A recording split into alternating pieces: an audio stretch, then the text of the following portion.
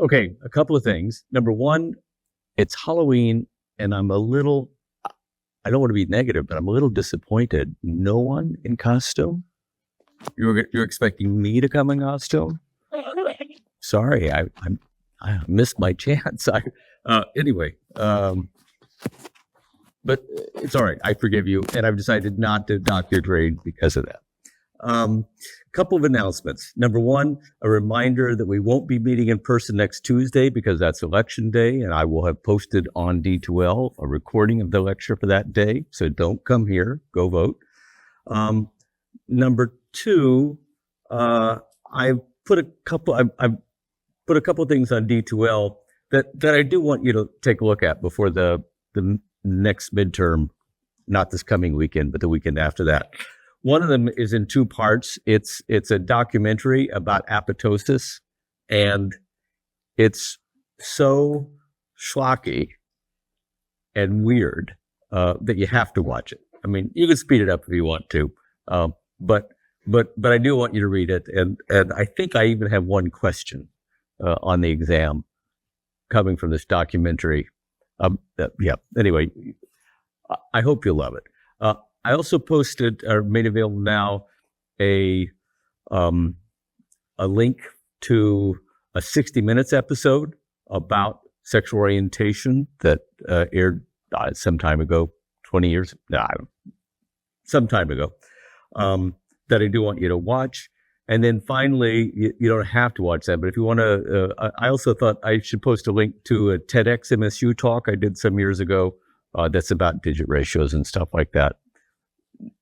You're not required to watch that, but you're welcome to if you want to. It's only, TEDx talks can only be 17 minutes long, so can't take that long. Questions about any of that? So documentary about cell death and 60 Minutes. Question? So I have to apologize because I realized somehow I'd left out a whole bunch of slides that I intended to talk about.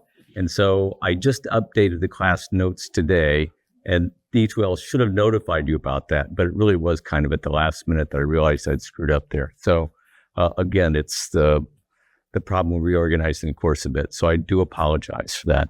I'll also remind you that before the midterm, in addition to talking about the old Chapter 7, apoptosis, and the new Chapter 7.5 about hormones, we will also cover the interlude.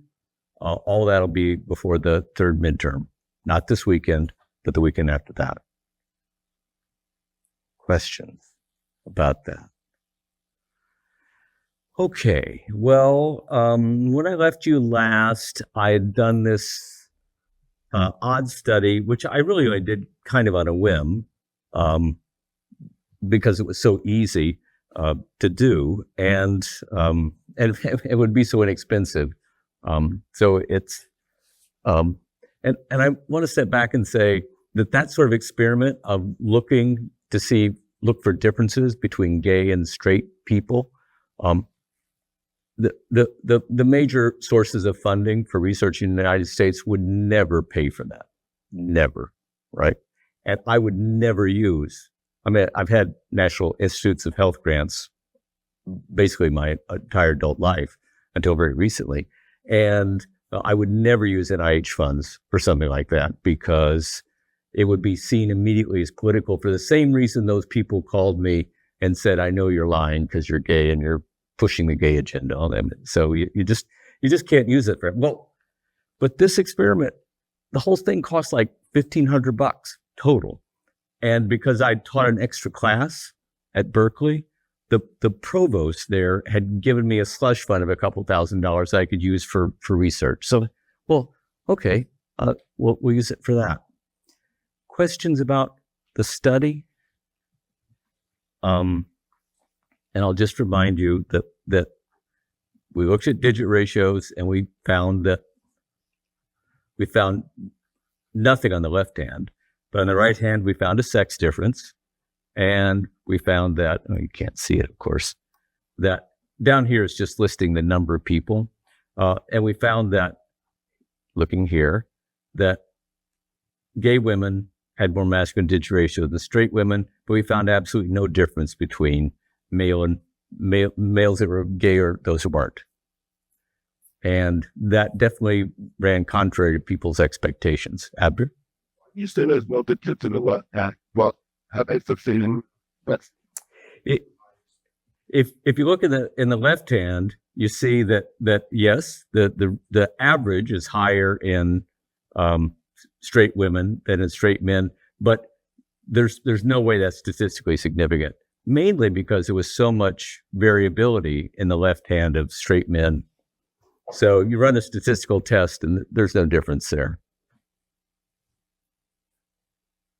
And yeah, but as I said, other people do see a sex difference there. I just, our lab never has. And if you're wondering who measured all those digit ratios, that was me, right? So if there was any cheating, I would have known it. But it was all the measuring was blind, and actually measured them twice, and each time it took basically the whole day. But it's really important to have good music playing while you're doing it. So otherwise, you'd go crazy. Stone. Yeah, I'm just curious, what music were you listening to? I have no idea.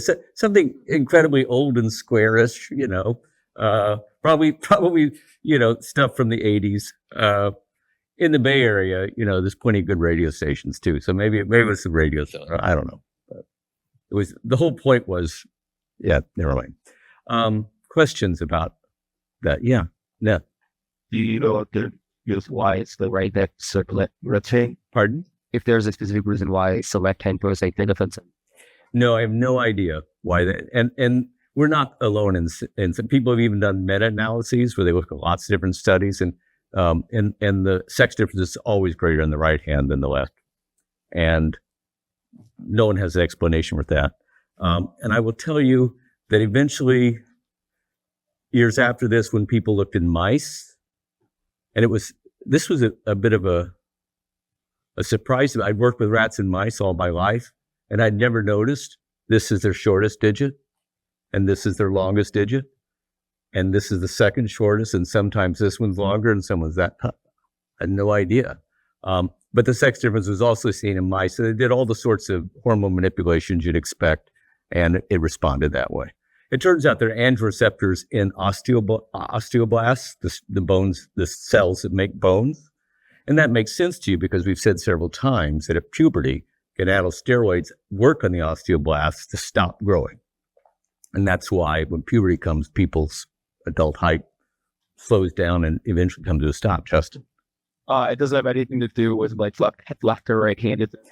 It's a great question. We asked people, which hand do you throw with it? And it turned out no, we couldn't see any difference at all.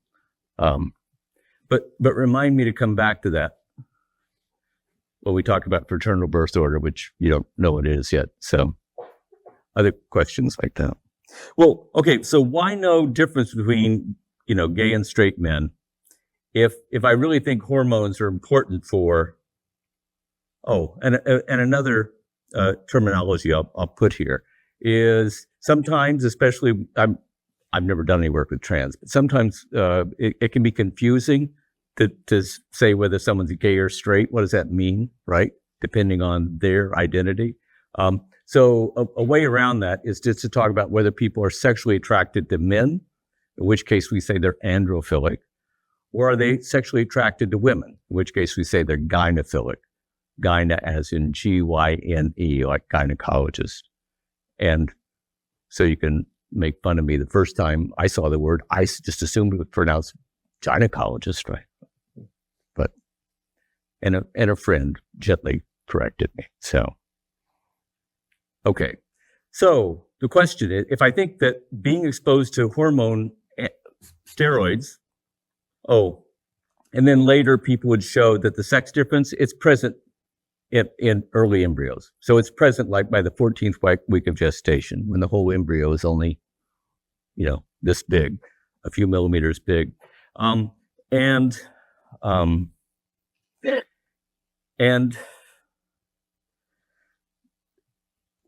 as I think I told you, it kind of hurt my feelings that, I mean, we put out a press release, and I made a point of saying, you cannot use this. Don't try this on your friends and neighbors, right? Because it is of no predictive value for an individual. And people pretty much ignored it. Everyone wanted this to be a secret way to tell somebody's sexual orientation. And to this day, every once in a while, I'll be online and I'll see a little ad on the side that shows hands and arrows, but talking about this, it's going to predict this about you or that about you, or et cetera. It's my fault. When you run into those ads, I take totally the blame. But it kind of hurt my feelings that people wanted this to be a way of telling someone's sexual orientation. And you can see, especially 20-some years ago now, the stigma for being gay was even worse than it is now. And so you can see that people, it's like, we're going to seek out the people who are trying to hide from us, right? We'll it almost sounds like a communist witch hunt or something, right? We'll find them, sir. And it hurt my feelings because we don't need a way to tell someone's sexual orientation, right? We've known how to do that for over 100 years. How can you tell a person's sexual orientation and be really confident that you know the right answer? You ask them. And you make sure they feel safe to answer, right? And in fact, any other measure you had, if they said they're straight and you said, oh, well, your fingers say you're gay, who would you believe, right? Dumb. Anyway, so eventually I realized I need to tell a joke about this. If you like, I'm going to teach you right now how to take a random sample of people, look at their hands, and you're going to pay very careful attention, just the right hand, and you're going to predict their sexual orientation, and you're going to be right 95% of the time. Would you like me to teach you how to do that? Useful life skill, right? Okay, so get your random sample of people, look only at the right hand, pay very careful attention whether the index finger is longer or the ring finger is longer, and no matter what you see, guess straight. And you will be right 95% of the time if it was a random sample of people. And in fact, anytime you guess anything other than straight, your hit rate's much more likely to go down than up, right? So this is, and this is a theme I'm going to return to several times in the future. These statistical trends are, I stand by them, but they don't tell you anything about a given individual. They break down at that point. You cannot tell anything about a given person because of that, right? So, on the other hand, right, the fact that lesbians as a group have a more masculine digit ratios than straight women as a group, I don't know how to explain that. Why should they have, right? I mean, what's the other explanation? The lesbians are more careless with their index fingers and have more accidents or something? There's no way for me. And the only explanation I can think of is that they were exposed to more androgen before birth, because this difference happens before birth. And I don't know how to explain that except to say, if you saw a little bit more androgen before birth, you were more likely to be gynophilic when you grow up. To this day, I've yet to hear another plausible hypothesis to explain that. And So how come we didn't see a difference between gay and straight men? And that expectation was out there because there is this cultural idea that gay men are feminine or under-masculinized. And I got to tell you, that always seemed like a really strange idea to me. I never understood why that is so pervasive.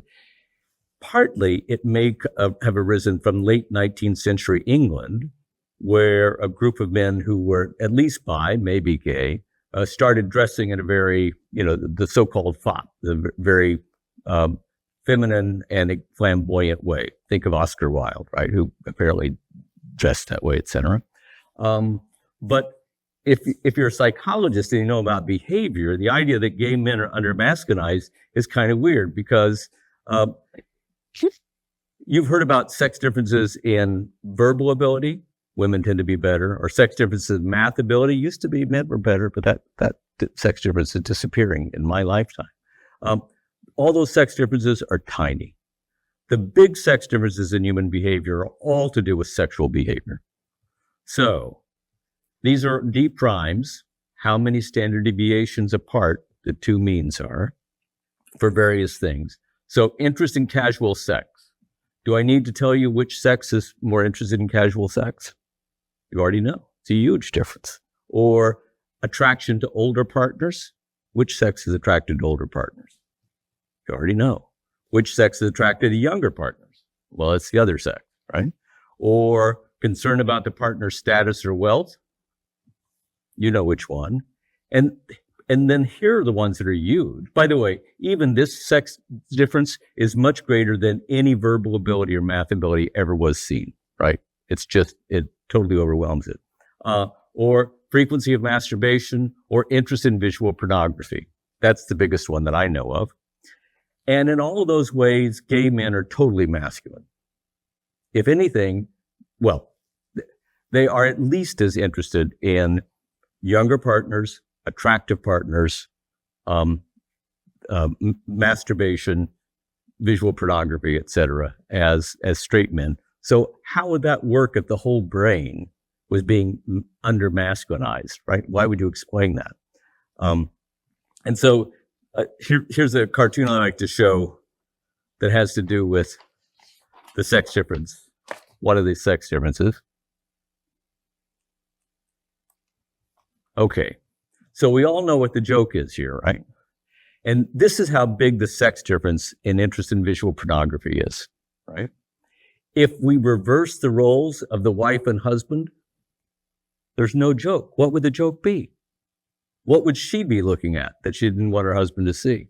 We don't have a sex difference big enough in that direction to count. I mean, I joke Zappos, right? But otherwise, I mean, it's like, how could, anyway.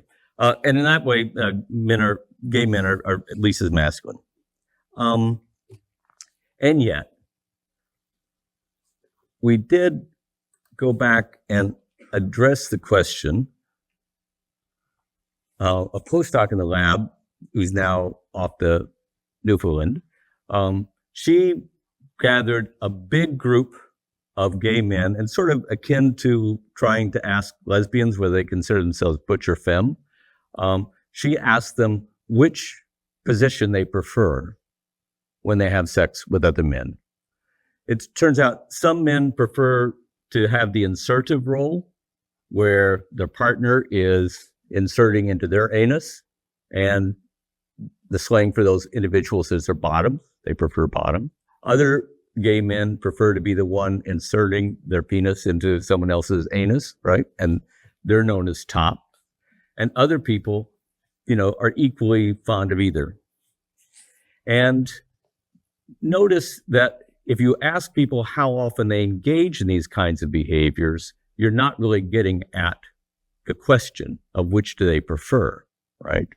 If you want to know you have to ask them which they prefer, because of course, in any sexual encounter, people will take turns, right? As you'd expect.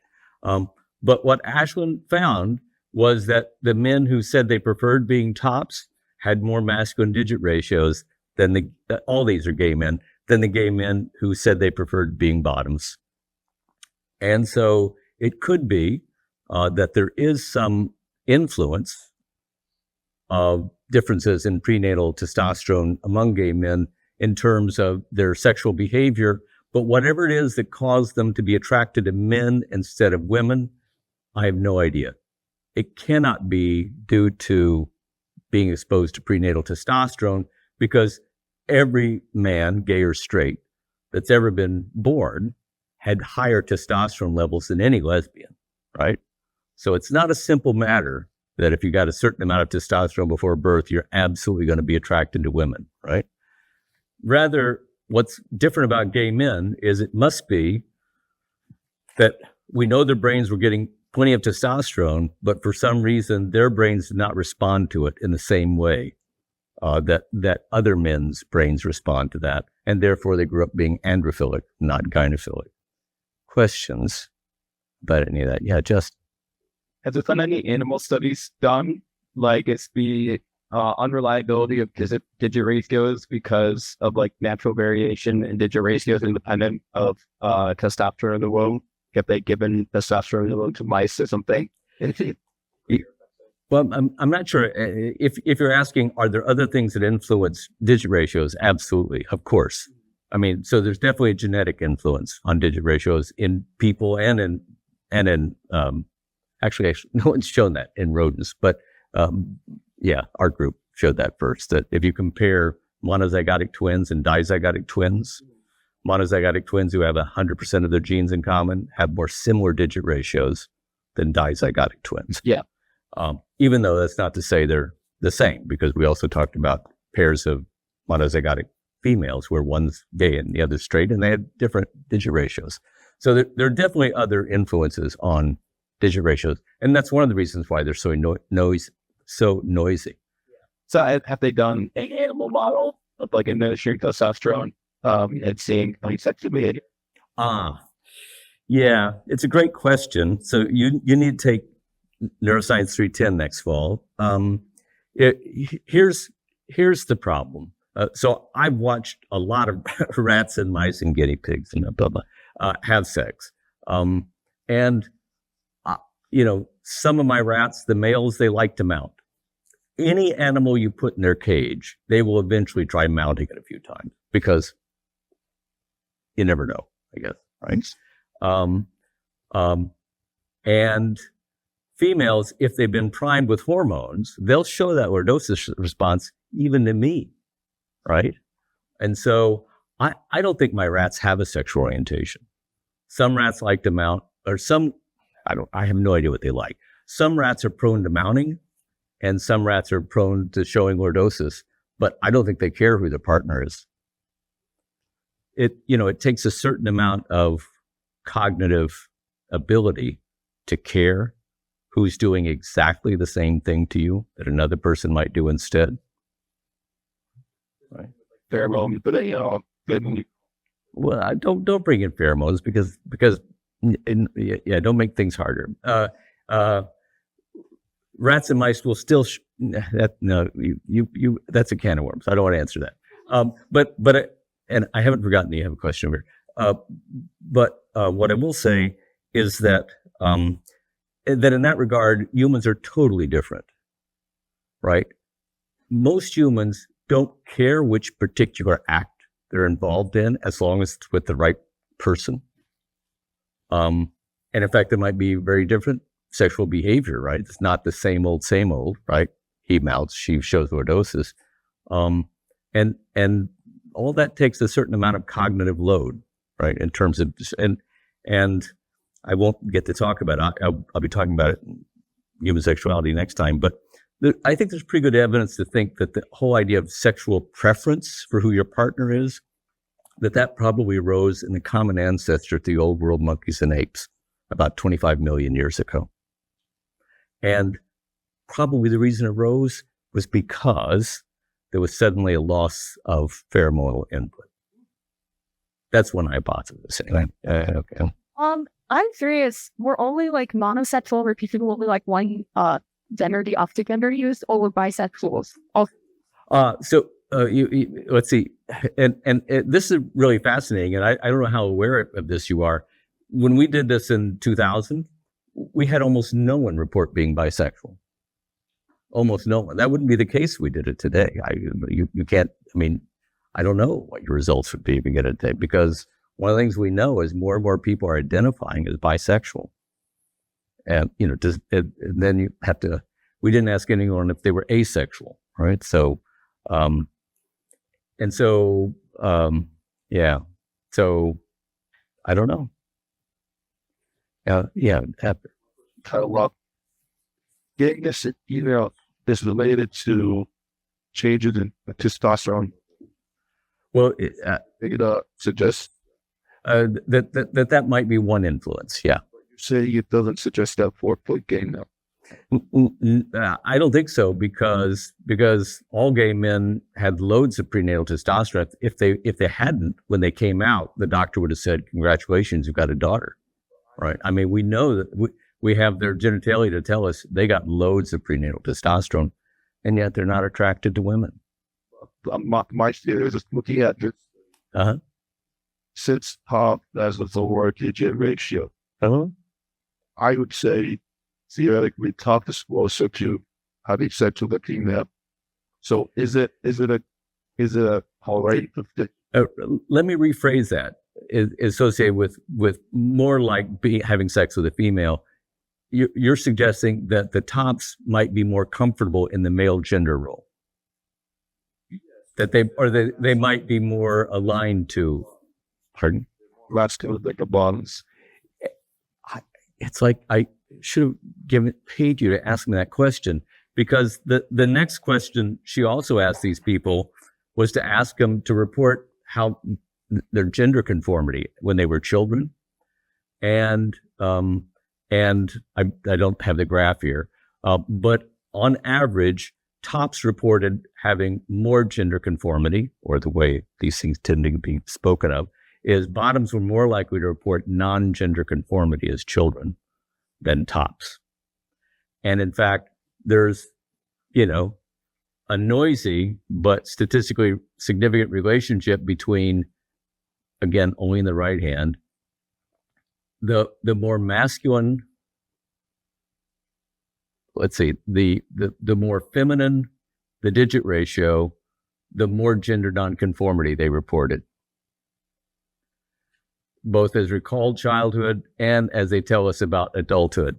Now, again, show me someone's digit ratio, and I have no idea how gender conforming they were as children, right? Any given individual. But as a group, the tops are more gender conforming. And so they're the ones that, played sports and were interested in lots of male things. Something similar to what happened with the females that pitched their model. Let's see. So the complication here is, if you talk to lesbians, first thing you have to do if you want to get into this is, how long have you been a lesbian? Because the one thing we know is women are different from men in this regard. Women are capable of having a different sexual orientation at one time in their lives than another. They're more plastic in that regard.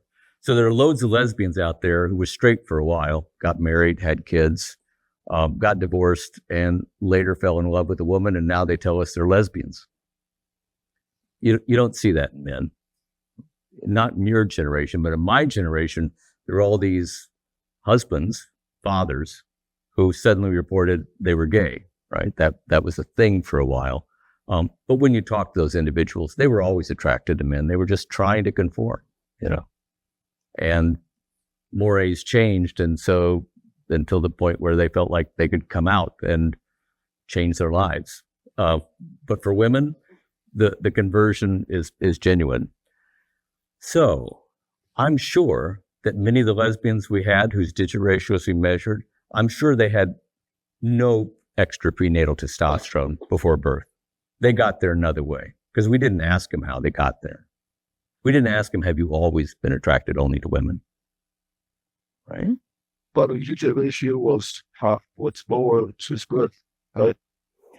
Yes. So what I'm saying is, in our group of lesbians, the fact that we saw a significant difference in digit ratios, despite the fact that I'm sure many of those women had perfectly normal prenatal testosterone levels, just tells you that others, had higher levels of testosterone.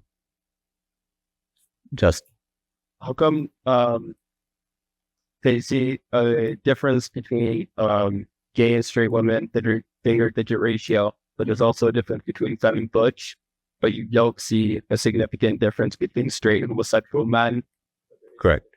Between tops and bottoms. Like, Correct. one show up in the I have no idea. Among the things you think about is, does it matter when during fetal development we're talking about testosterone, and at what point are the digit ratios? Again, I'm glad you asked me that. So the picture that's emerging in my mind, at least, is that the things that are affecting sexual orientation are happening at one time in fetal development, and things that are affecting gender conformity might be having to do with things that happen later in development. So let me show you some data suggests that. And this gets at data looking at people that have idiopathic gonadal dysgenesis.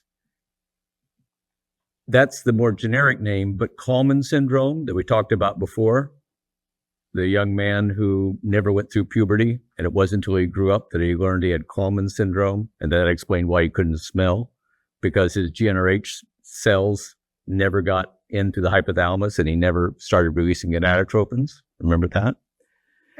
There's something very interesting about this syndrome that I didn't tell you before, which is, and maybe you wondered about, well, wait a minute. If they can't make GnRH, these XY individuals, how did their genitalia get masculinized? I kind of skipped over that.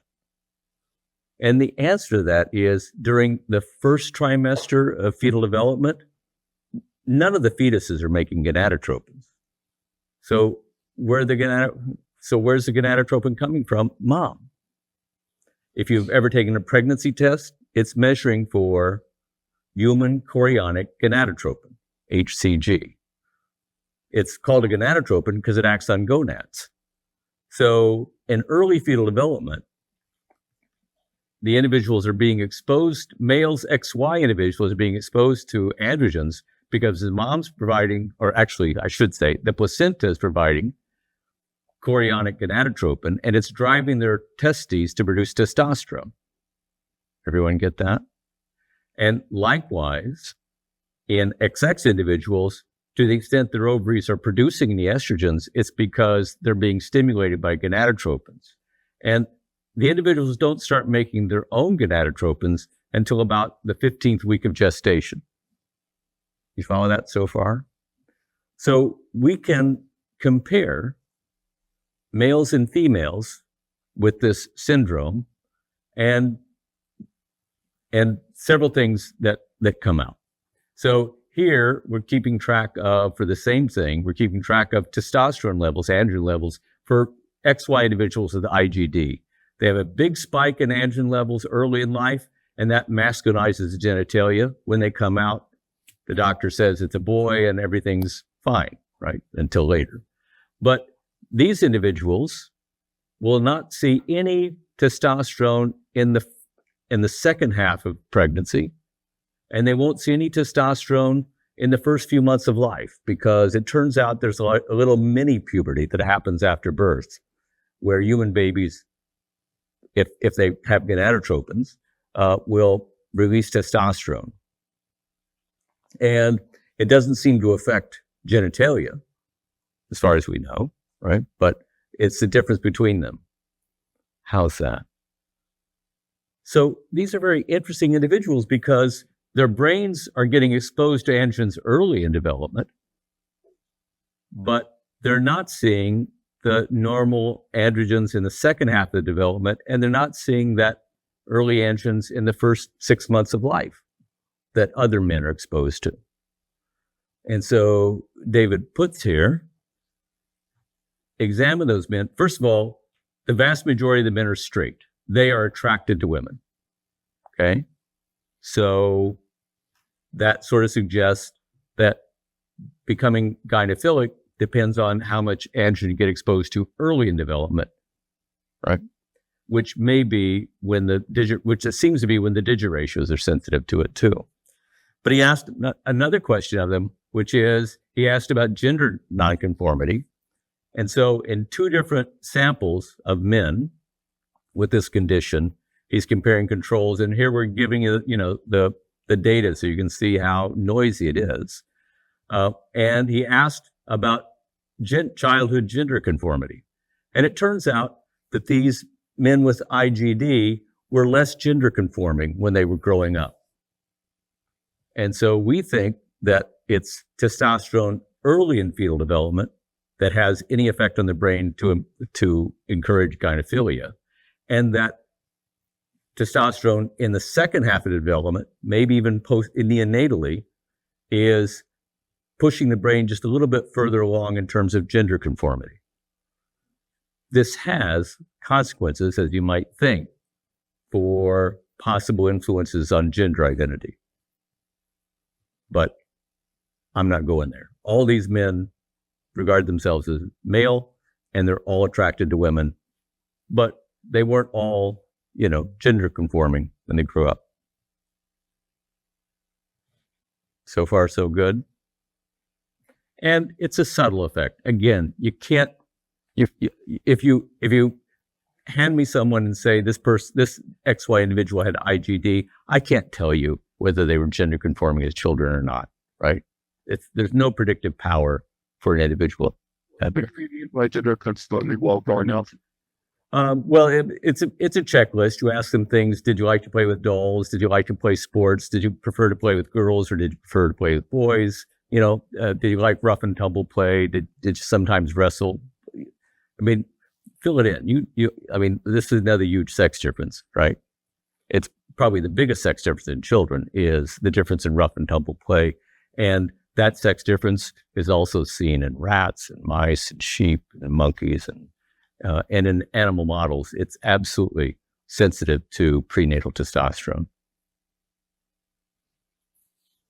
Whether it is in people or not, I don't know, but these data suggest it is, and that it might be later androgen exposure. It's important for that. But you remember, I pointed out that we also have women with IGD, right? So normally estrogen levels, so here we keeping track of, this is keeping track of the HCG, right, which is driving the gonads. As HCG levels drop, the ovary of these women, of these individuals, stops producing as much testosterone. In control individuals, they start making their own GnRH, and then there are these pretty prominent releases of estrogens in the first 6 months of life in female female newborns. But women with HCG won't be seeing any of that because they don't have any gonadotropins. And as far as we know, virtually all these women identify as women, and virtually all these women are attracted to men. But what was interesting is they gave them a questionnaire to ask, well, how turned on are you by men? So this is an index of androphilia. How excited are you about men? Don't trouble yourself with the scale. And it turned out that women with this IGD were slightly less androphilic. They're all straight, but the women aren't as excited about having sex with men as control women are. So that suggests that in females, the exposure to estrogen in late development and in the neonatal period won't influence their sexual orientation, but might influence how excited they are about having sex with men. If you don't have like 10,000 questions, there's something wrong with you. But also, my guess is you're feeling overwhelmed. So it's a good time for questions. Thank you, Abdur. Why does it go down? I don't know. This is a schematic, but it is true that when people measure estrogen levels in newborn females, there are these sorts of swings, and nobody knows what they mean. They suggest that already the brains of these girls, the newborn girls, that already the brains are somehow programmed to drive the gonads in a cyclical fashion. So is that analogous to menstruation? No, because there's no menstruation going on. But for one thing, but yeah, maybe it's not a coincidence that they seem to be about a month apart, and that their brains, remember, it's the brains that's controlling what the GnRH cells in the hypothalamus are doing. That their brains are already, primed to behave in a cyclical fashion that you don't really see in the males. Yeah, Shruti. Yeah, actually, this outgoing is women. Great. Yeah, I think these are by their time. But it's your practice have to do with it. Not, and we didn't ask them about their sex drive particularly, for all sorts of reasons, because that's complicated, right? In terms of, especially for women, how much you feel like having sex is not dependent on just the characteristics of your partner. That's a big part of it, but there's lots else going on too. And, you know, maybe your partner is super attractive, but they're kind of a jerk, right? So it's, I know it happens.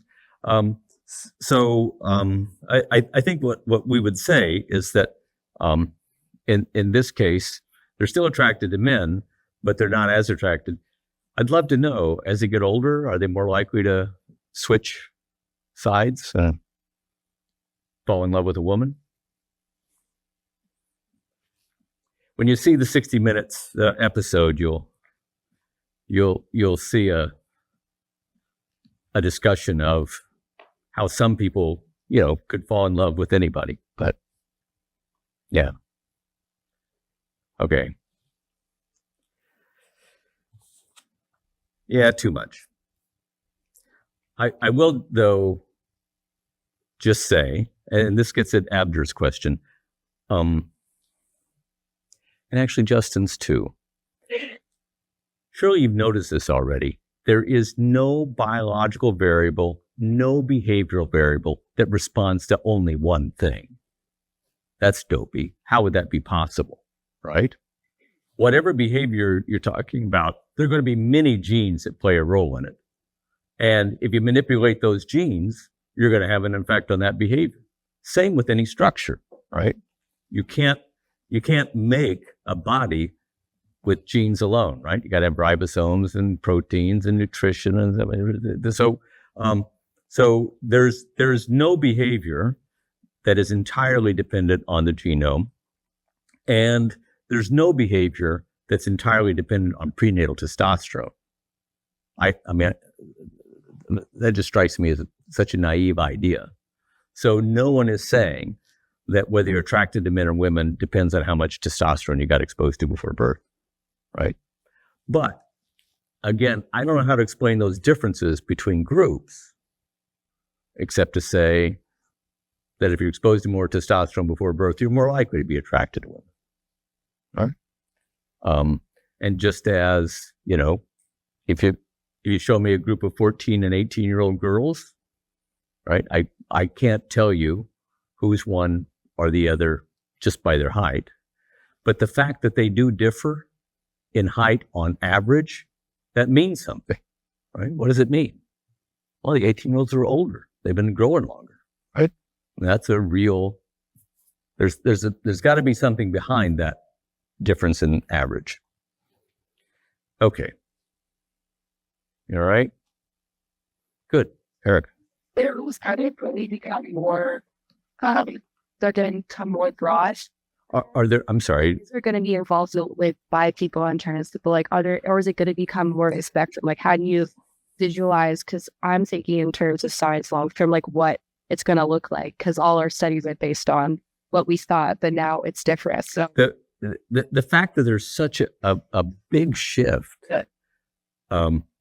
in number of people that identify as bi, and for that matter, such a big shift in the number of people who identify as trans, there's that can't have anything to do with the genome, right? There's been no significant change in the gene pool, and that's not genetic, right? Can't be. It shows you that culture matters. That if a culture is more open to different kinds of behavior, more individuals will see that. The analogy I make is, if the Nazis had won World War II and were still sending all the gay people to death camps, as they did, I'll bet there'd be very few people displaying homosexual behavior, right? I mean, the fact that culture has a say, that strikes me as trivially obvious, right? But this change, especially in younger people your age, it shows that culture matters. And so that's the other thing I'm trying to get across here. Just because I'm saying testosterone might have an effect, I think it'd be stupid to say, oh, culture doesn't matter. Obviously it does. In ancient Greece, the same men who loved to have sex with other men, they tended to be athletes, right? They were gods of a sort, right? It was a very masculine behavior in that culture. That strikes me as obvious, almost trivial. Okay, I'm going to switch gears a little bit. I'm going to talk about sexual orientation just a little bit more. But you're okay with this so far? So maybe prenatal testosterone makes you more likely, not certain, but more likely to be attracted to women when you grow up. There is another prenatal influence on sexual orientation that only applies to men. And that's the so-called fraternal birth order effect. And it's this, that when a child is born today, for every brother his mom had before him, his chance of being gay goes up by 1/3. Huh? Well, okay. So first of all, a firstborn son, what are his odds of being gay? Well, it turns out it's about 2%. So a secondborn son, okay, 2.6%. Thirdborn son, all right, 3.4. It turns out you have to have like a dozen older brothers just to have a 50-50 chance, right? So again, don't tell me how many older brothers a guy has and expect me to predict that they're going to be gay, right? They're not. Much more likely to be straight than gay. The way these studies are done is you get a big cohort of people and you find all the men who have no older brothers and put them in one group. And then you ask what percent are gay. And then all the men who have one older brother, all the men who have two older brothers, et cetera. And it turns out there's a very reliable difference in the probability that they are gay. Notice that this cannot be a genetic effect, right? They have the same mom, right? Same dad, right? So whatever this effect is, it's not a genetic effect. And yeah, questions about that so far? You get good. Is there any difference in like the deal is like an older, like the oldest brother was straight, and then there was another brother that was gay, and then there was another son.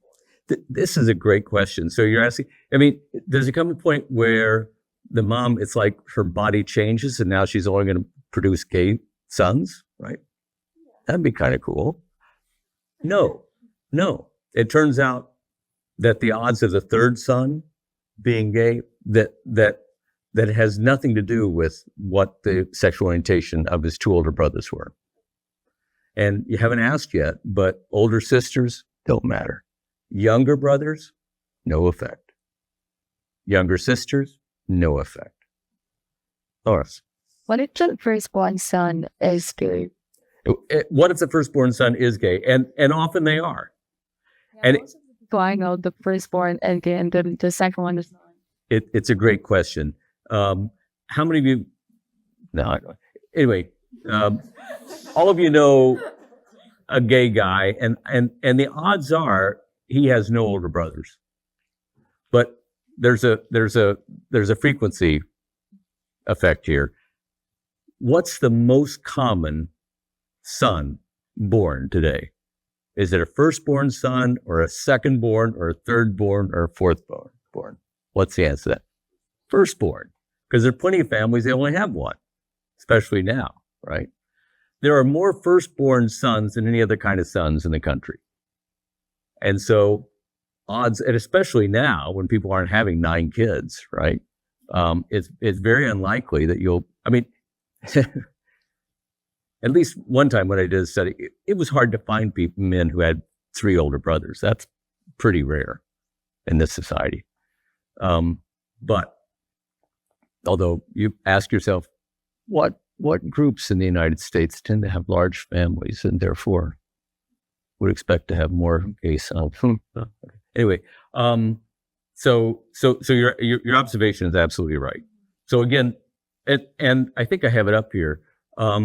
The estimate is of all the gay men in America, given the family size and stuff like this, when you do crunch the numbers, maybe 1 out of 7. And so show me a picture of the gay men's chorus, and they all tell me they're gay. And let's say there's 49 in the chorus. My guess is that 7 of them are gay, not because of how their parents raised them, not because of what religion they had, not because of what genes they inherited, same, right? But because mom had older brothers before them. But if the firstborn is gay, that increased the chances of the second one. It's a great question. If the firstborn is gay, The second born might be more likely to be gay because they share genes in common. But you can tease apart, in terms of looking at big populations, you can tease apart the effects of genes and the effects of just birth order. And there's an effect of both. Absolutely.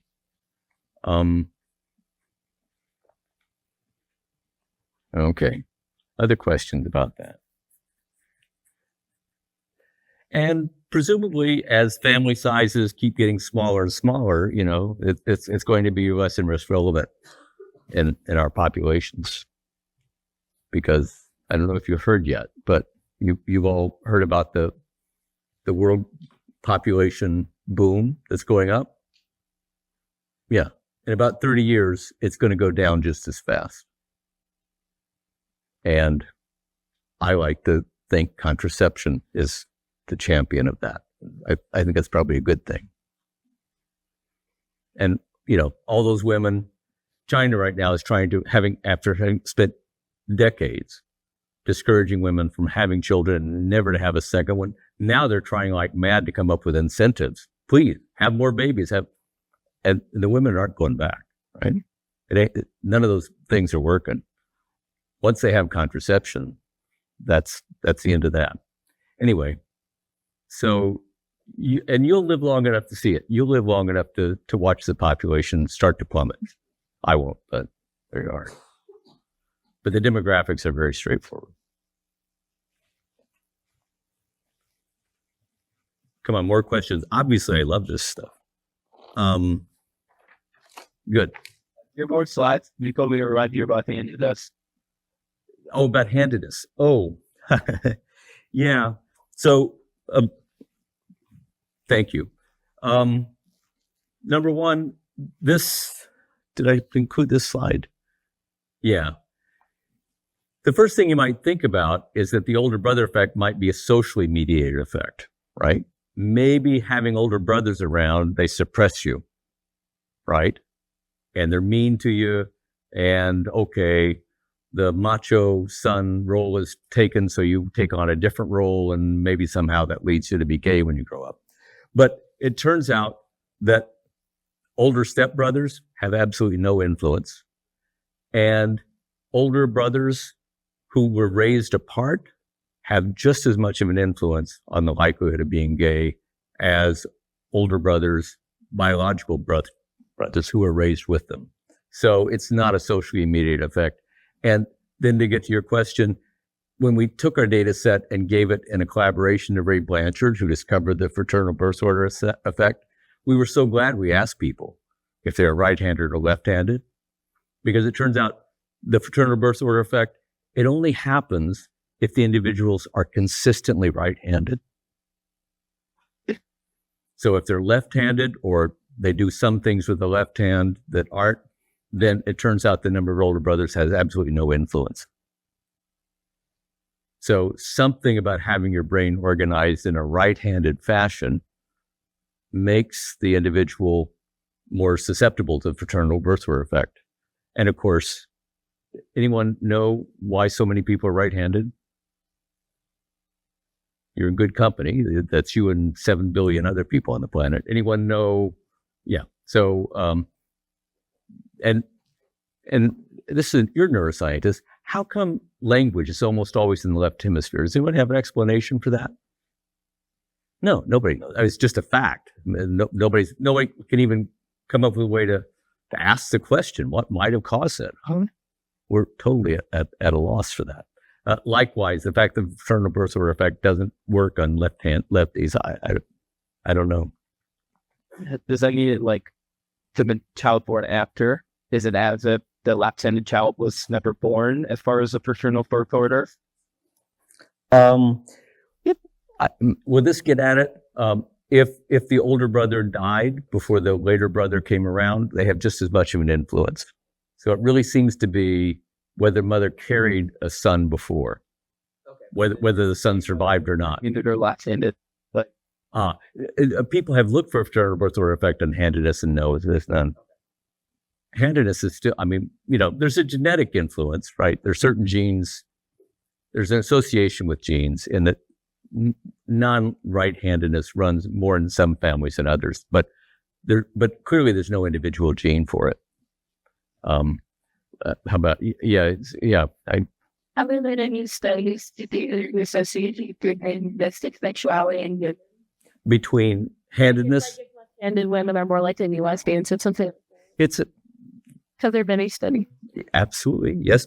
Again, because it's easy, right? You ask people their sexual orientation, you ask them their handedness. And it's kind of a messy business, but I can say that in general, gay people are more likely to be non-consistently right-handed than straight people. But the effect is pretty subtle. So again, knowing somebody's left-handed, you can't with any confidence say they're gay, because the odds are they're almost certainly straight. But it's a great question. Did I get to your? Did you have a question? Yeah. Just to clarify, so this only works for like men, right? Yeah, only men. Older brothers and older sisters don't have any influence on the odds of a girl growing up to be a lesbian, whether they're raised together or raised apart.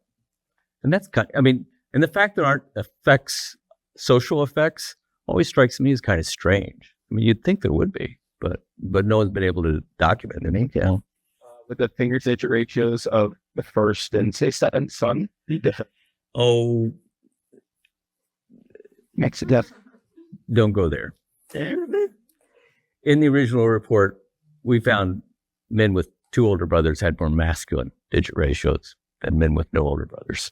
But I've never seen anyone gather a sample to replicate it, so I don't have as much confidence about it.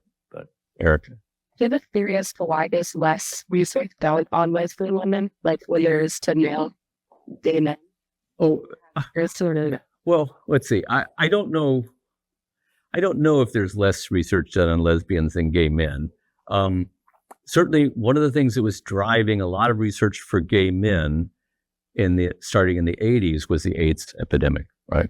Because, you just don't know. I mean, I knew so many people, healthy young men, and it's like in a matter of months they're dead, gone. It was horrible.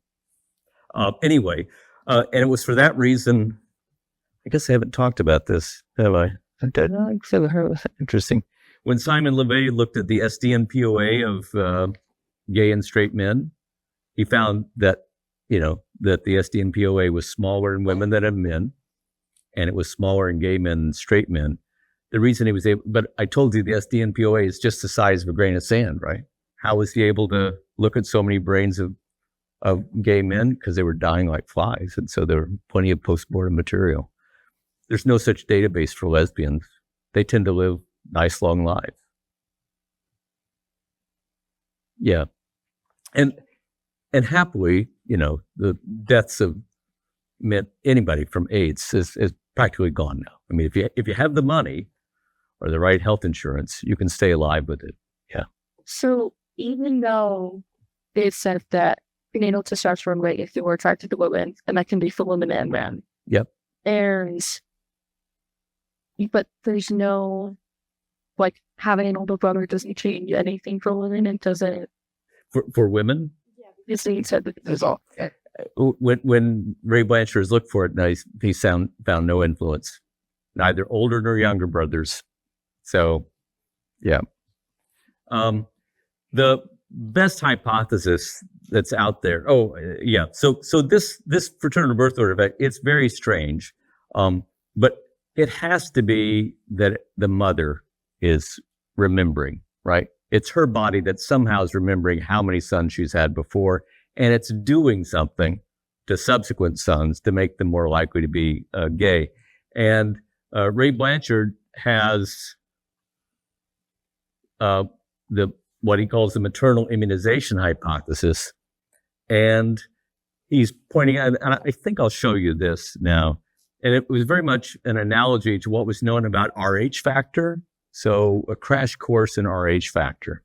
So Rh is a factor that some people carry on the surface of their blood cells.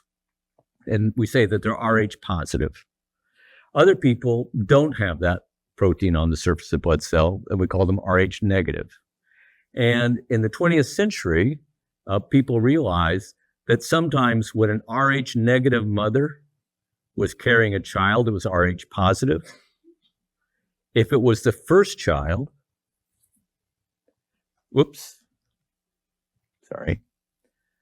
that the first child was making this Rh factor in its bloodstream, but during pregnancy, the two bloodstreams are kept apart, right? But inevitably, whether through cesarean section or vaginal delivery, there's a lot of bleeding going on, and now suddenly there's a mixing of bloods of the two. And so, and this is all well established. So we know that a mother who just delivered, an Rh negative mother who just delivered an Rh positive child, we know that she starts making antibodies to Rh factor because her immune system has never seen it before. Everyone get the logic of that? And now if she has a subsequent son or child of any sort that is also Rh positive, the placenta is highly efficient at sending immunoglobulins across to the, right? That's an important protection for the fetus. And so in terms of Rh factor, the mom starts sending antibodies to Rh factor that starts attacking the bloodstream, the blood system of the fetus. And it used to be, an important thing that when that happened, when the delivery happened, the baby might be in great distress because their blood cells were all attacked.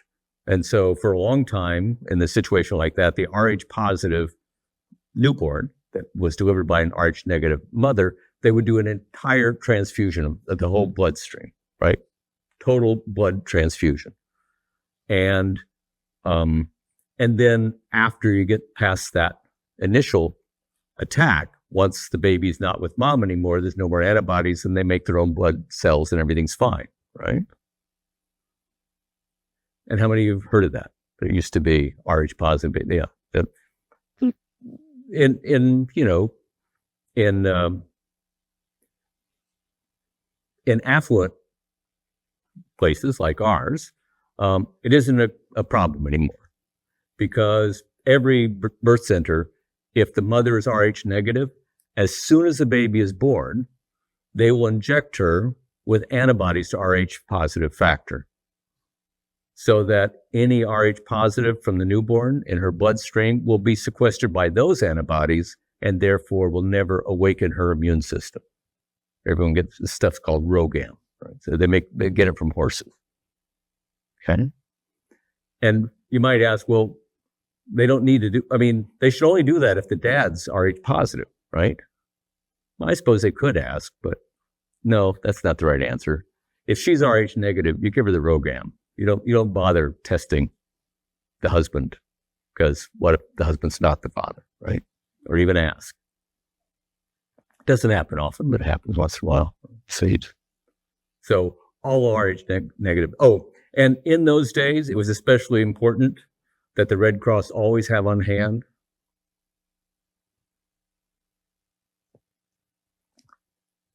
lots of donations from O negative donors because you could give that safely to the baby and know there wouldn't be a problem, right?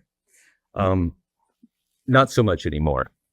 Well, Ray Blanchard has suggested that something similar goes on when a mother carries a male child for the first time. Her immune system, remember I told you there are about 100 genes on the Y chromosome, right?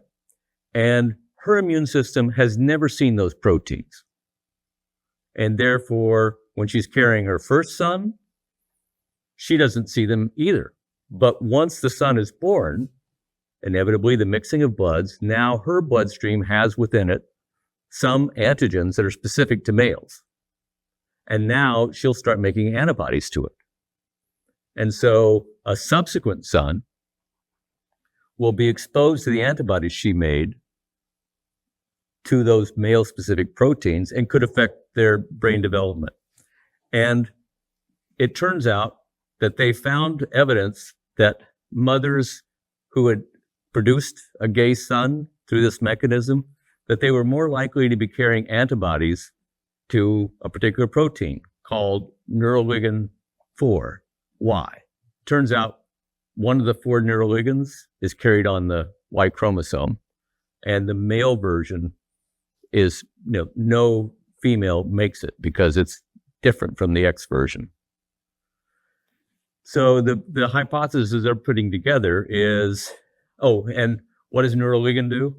Have you heard of it before? Yeah. So it's important for establishing synapses, right? It's on the postsynaptic side.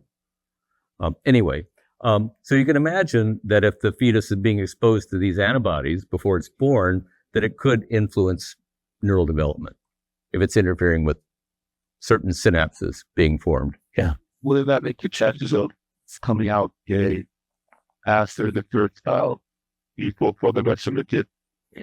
I don't. Tell me more. She does. Making the Yes. I need the chances of coming out homosexual on the day for the rest of the. That's a great question. Thank you. No, because the other thing we learned from Rh factor is the more Rh positive babies a woman had, the higher titers of Rh antibodies she had. So each time she has another son, it's been a boost to her immune system to start making more antibodies to it. And that would explain why, the more sons, the greater the chance of being gay. Laura, if there was a question back there, raise your hand again. You said that the antigens are specific to males, but I thought the Rh antigen was common to So I'm confusing that. Rh factor, that's nothing to do with the Y chromosome. It's neuroligand 4Y is found only on Y chromosomes. So although there is, sorry. So Rh factor, it's nothing to do with the sex chromosomes. But there is this. See, which is that the effect of Rh on subsequent babies. Long ago, people learned that the mother would have a bigger immune response to her Rh positive baby if it was also a boy, which suggests that indeed her immune system was being boosted somewhat by the fact that she was carrying a son, and if she was also being exposed to this Rh positive factor, then she's going to make more antibodies to it. I know. Okay, we're almost done. Questions? I'm going to stop talking about sexual orientation now until we talk about flies in the recorded lecture. Yeah. It's always try confident in stuff like found or negative. Is it the same for a thing or is it just If the mother's Rh negative or if the mother's Rh positive? if the mother's Rh positive, there's no problem because her immune, she grew up with that, and her immune system now recognizes that it's her and not invader. If the son is negative, it doesn't matter. Great question. And if the son's Rh or the child is Rh negative, there's no problem because she's not making any antibodies to it, and even if she did, the fetus doesn't have any antigen for it to latch onto.